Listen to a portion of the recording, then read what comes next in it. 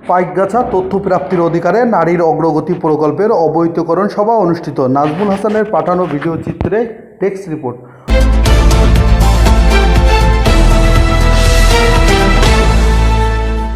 অদ্য 19 নভেম্বর পাইকগাছা উপজেলা অফিসার্স ক্লাবে USALD এর অর্থায়নে দি কাটার সেন্টার এর কারিগরি সহযোগিতা এবং অগ্রগতি সংস্থার আয়োজনে তথ্য প্রাপ্তির অধিকার নারীর অগ্রগতি প্রকল্প অবহিতকরণ সভা অনুষ্ঠিত হয়।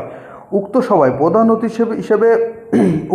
প্রধান অতিথি হিসেবে উপস্থিত ছিলেন মোহাম্মদ ইফতেখারুল ইসলাম শামীম, সহকারী কমিশনার ভূমি। এছাড়া চেয়ারম্যান মোহাম্মদ আব্দুল সত্তার, ইউপি সদস্য GM আব্বাস উদ্দিন, ইউপি সদস্য আব্দুল গনি, উপজেলা যুব উন্নয়ন কর্মকর্তা পারভিন আক্তার বানু, উপজেলা মহিলা বিষয়ক কর্মকর্তা রেশমা আক্তার, উপজেলা প্রাণী সম্পদ কর্মকর্তা ডক্টর পার্থপ্রতিম রায়, উপজেলা কৃষি কর্মকর্তা অসীম কুমার দাস, উপজেলা মৎস্য কর্মকর্তা সৈকত মল্লিক, উপজেলা প্রাথমিক শিক্ষা কর্মকর্তা বিদ্যুৎ রঞ্জন সাহা, উপজেলা মাধ্যমিক ও উচ্চ মাধ্যমিক শিক্ষা কর্মকর্তা শাহজাহান আলী শেখ, চেয়ারম্যান মোহাম্মদ ইউনুস আলী, সাংবাদিক নাজমুল হাসান, পরিবার পরিকল্পনা কর্মকর্তা মোহাম্মদ আবদুল্লাহ আল মামুন, CA মোহাম্মদ আব্দুল বারী, আনসার ভিজিবি কর্মকর্তা মৌলুদা খাতুন।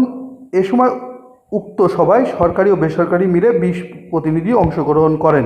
অনুষ্ঠানে পরিচালনা করেন AWRT প্রকল্পের monitoring officer Selimur Rahman. Presentation করেন আল মামুন, প্রকল্প সমন্বয়কারী তথ্য বন্ধু মাসুমা খাতুন, হিসাব সমন্বয়কারী ফিরোজ হোসেন উপস্থিত ছিলেন।